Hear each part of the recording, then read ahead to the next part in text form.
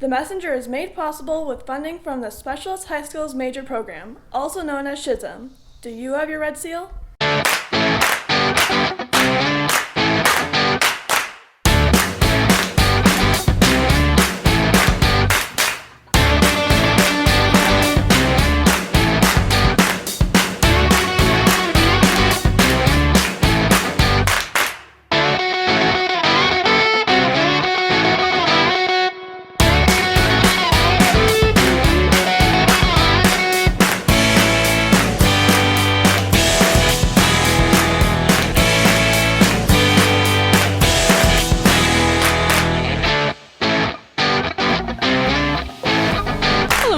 I'm Abby Rogers, and welcome to our 30th episode of The Messenger, a fairly significant milestone. On this episode, Adriana, Canisia, Ruthie, and Bria drop into the Harrison Fall Fair. Liam Hall takes a progressive look around the writer's strike. Trenton Newton offers up some satirical advice on how to live. Ryan Wilkinson drops into one of Norwell's longest-running clubs. Jordan and Miles go looking for some deals on used tires. But up first, Erica Leyland takes a look at the long-standing popular course for grade 10 students. A Community Environmental Leadership Program is what KELP stands for.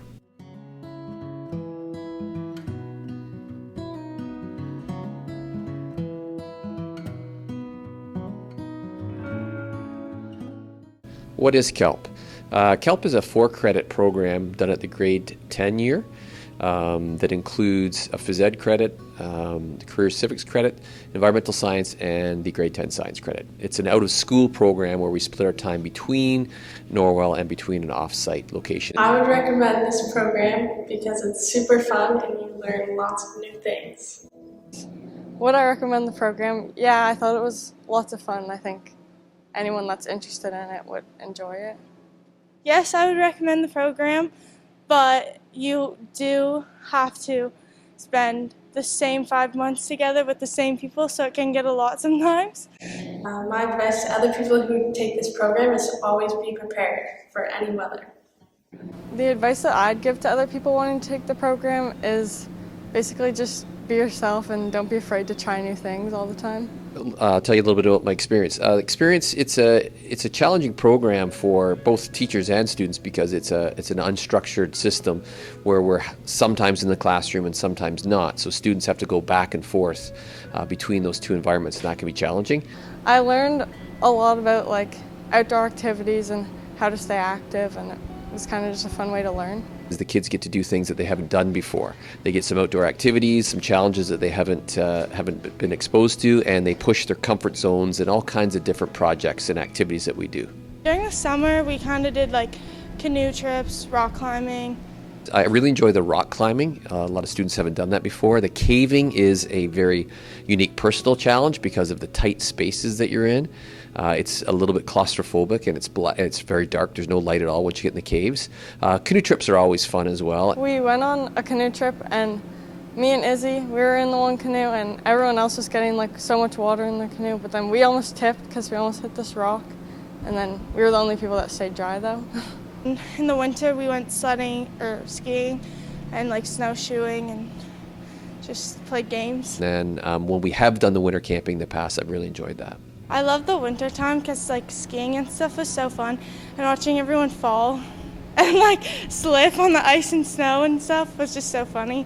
But honestly, it was a really good class, and I'm so glad that I took it. I've been part of it for about 5 years as a number 2, and then I'm taking over as the principal leader of it starting this year. It's very important for me to do it this year to try to keep the program going and to take it over and to try to provide some opportunity for students to do some things they've never done before and to push their comfort zones and to kind of grow as individuals. The grade 10 year is a challenging year for students, so it's important for me to try to do that and act as a bit of a leader in that, hopefully passing the torch to somebody else in the future. Earthkeepers was a lot of fun, being with those kids every day. So Earthkeepers is a program we do with grade 5s, and basically we took each school out and kind of taught them about the environment and good ways to recycle and do that type of stuff. The most important part of KELP was the friendships I built with all my classmates. The most important part of it for me was kind of building friendships and getting to know a lot more people and get along with them and kind of get closer with them. As learning how to interact with new people. You do make really good connections, and I feel like those friendships you have in KELP last forever.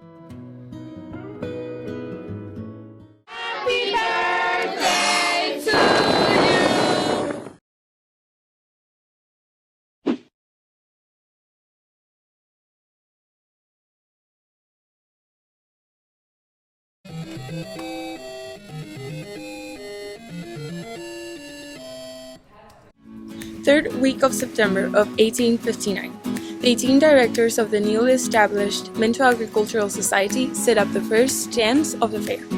Now, 164 years later, we have the opportunity to get a deeper look inside the fair and all its secrets. Hi, my name is Nisi, And Adriana. and we just spent a day at the Hairston Fall Fair. Today, we're going to take you through all our favorite moments and all of the behind the scenes and what really happens in the Hairston Fall Fair. So actually, this year's fair theme is all around the world. And that is perfect, because neither of us are really from Canada. I'm actually an international student from the Canary Islands, Spain, and I'll be staying here for 2 months and a half. So fairs are not very common in the Canary Islands, and this is my first fall fair, which is very, very special for me. This is my second fair. I've been here for a year. I moved from Antigua, small country. We do have carnivals over there, so let's take you through.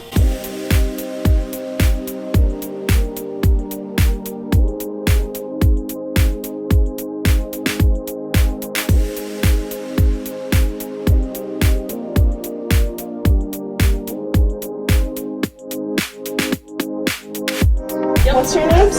I'm Natalia Voss. I'm Christine Lensley, and we run the baby show. How long have you been doing this part of the fair? Pretty sure it's been 25 years.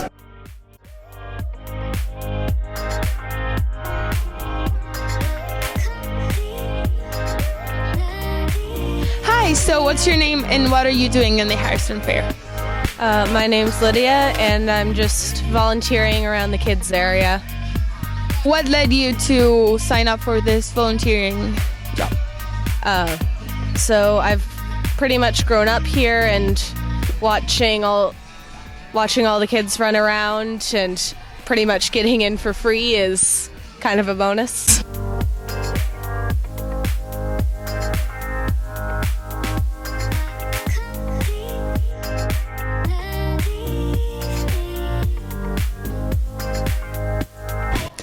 Hi, so we're here with Jack and Ben, that are granddad and grandson, and they're a huge part of the Hairston Fall Fair. Are you enjoying it? You did so well today. Yeah, I'm really enjoying it. I am looking forward to next year. So what are your personal favorite parts of the Hairston Fall Fair? Apart from the dog show. Well, main thing is all socializing, is meet the people. So after those 2 years of being shut down and everything. I would say probably the soapbox derby and the demolition derby. That's great. So is there something you want the audience to know about you, about the dog show, about the Hairston Fall Fair? Yeah, we appreciate all the people come out, and we've had a fairly good, big turnout last night with kids here. And I'd like to appeal to people to bring some more dogs in, but it's hard to get them. So thank you very much. All right. Thank you. Thank you.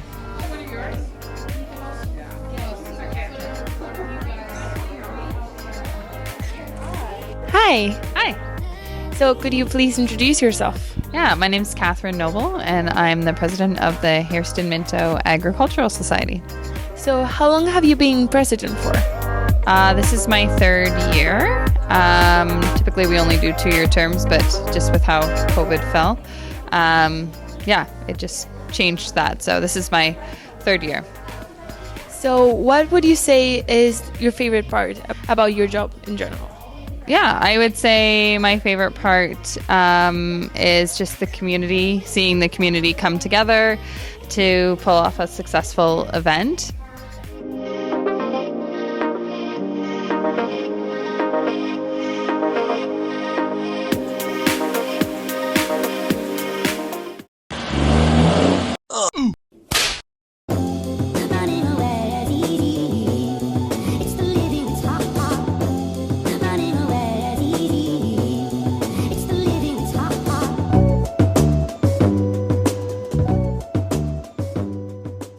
After negotiating for 2 months for better pay, job security, and more staffing, the Writers Guild of America went on strike.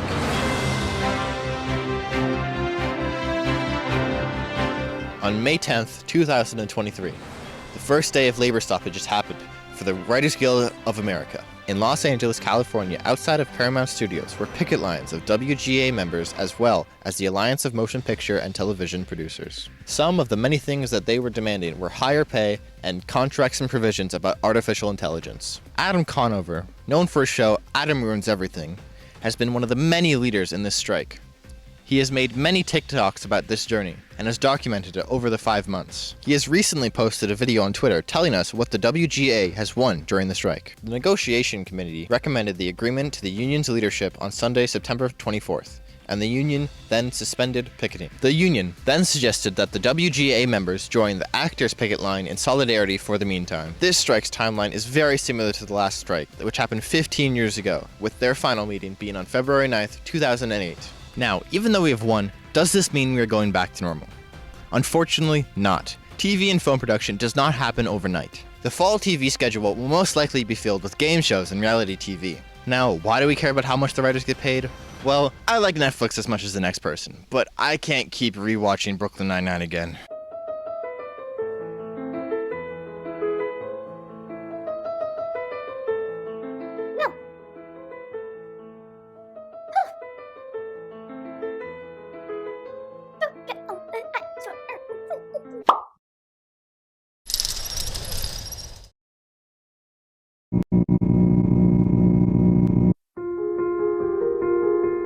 How do you know what's inside you unless you test yourself?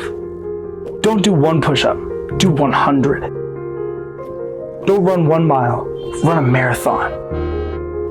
Don't have one family, have a second family all the way across the country.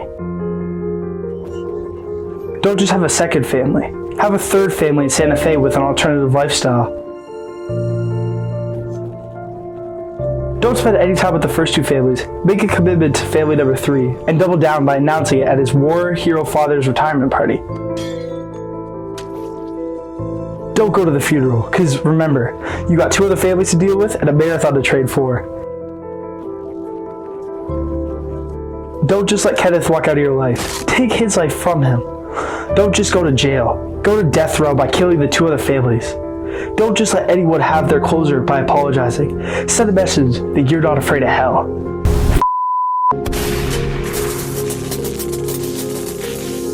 Nike. You may not know this, but our full name is Nykel.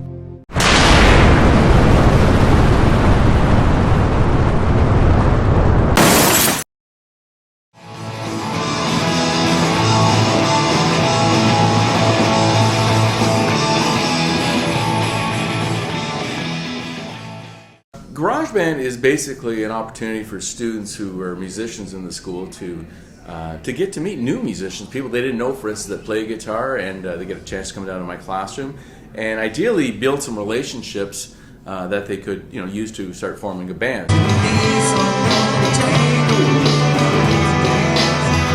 GarageBand started about 3 years before the pandemic. Mr. Richards was approached by 1 or 2 students, and he asked me if I would help them get a club going, so I did that. And initially we met after schools, because back then they used to have buses on a 1 day a week that students could do clubs or activities, and then they would be bused home. When the busing ended, then we shifted over to doing it at lunchtime in my classroom. I'm Ryder Ellis. I play piano. What made me want to join the club? I've always wanted to be in a band. Dude, I guess it could be fun if we have maybe a couple different bands. We have a battle of the bands kind of thing going. That'd be kind of cool. In terms of instruments, we have a number of acoustic, electric guitars. We have a bass. We have a piano. We have an electronic drum set, and we have a cajon. We also have microphones and a public address, so if people are interested in singing, they can sing along. So in years gone by, it's varied depending on how many people have been involved. You can bring your own instruments as well, but we've had as many as 6 people playing at a time, and it's a lot of fun, to tell you the truth. My name is Ebony Morose, and I'm a singer.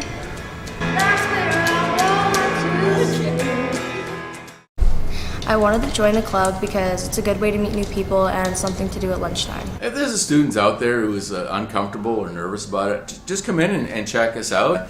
We try to make sure it's something everybody can play if at all possible. So, you know, if you're not the best musician in the world, that doesn't mean you can't join in with us and play something, and maybe there's parts of the song you can play, and you got nothing to lose by coming out and check us out.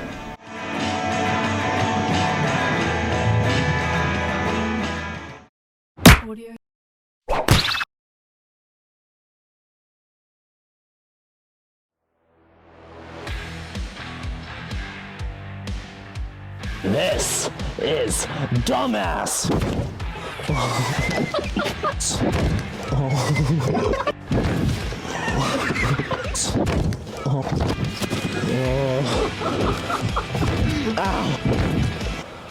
No, we're gonna edit it all together, and every time I hit my head off of it, we're gonna edit Stitch.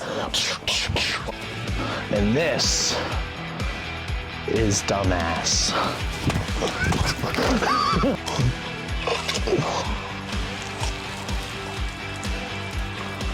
Okay.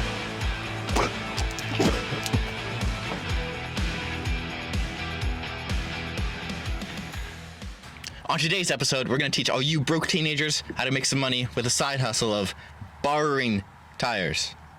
So Liam told us we're gonna meet at this location. He found a car. It's been sitting in the lot a while, and we're gonna go borrow the tires from it. You know, we're like 500 a piece. We're like sneaking in. I see the truck now, actually, and he told us to meet over here, and we're gonna just get the tires off, ready to go for when he gets here. And yeah, I'll set up the camera and I'll demonstrate how we do this, so you guys are able to make a living with our side hustle. So first look, I looked in the box of the truck, and Liam's been here and set us up a tire iron and a jack. Way to make our life even easier, Liam.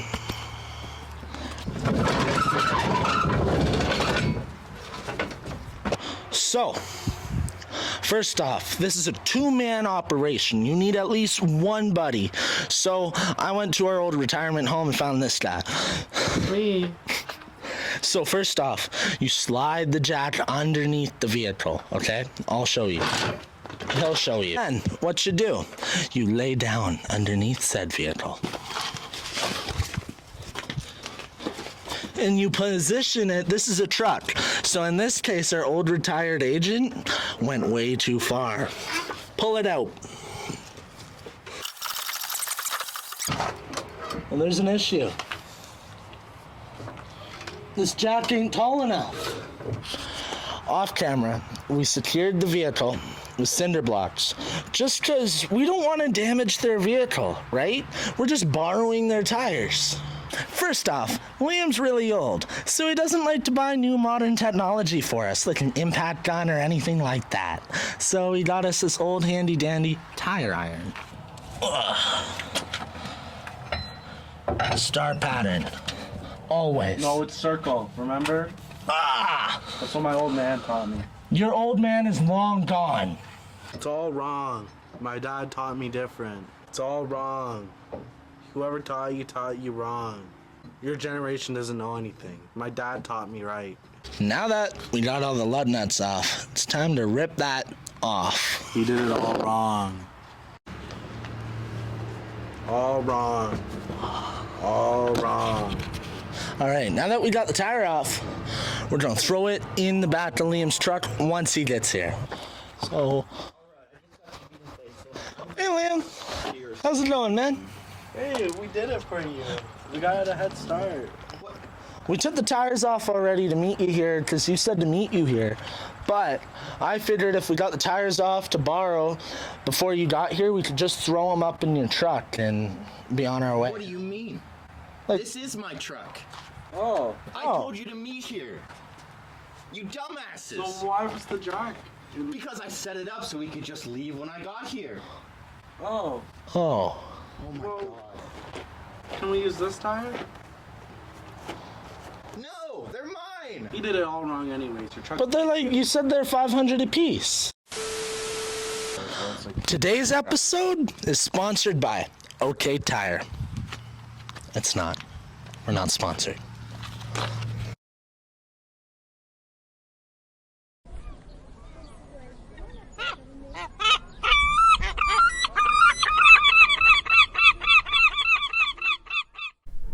The Messenger is made possible with funding from the Specialist High Schools Major Program, also known as SHSM. Do you have your Red Seal?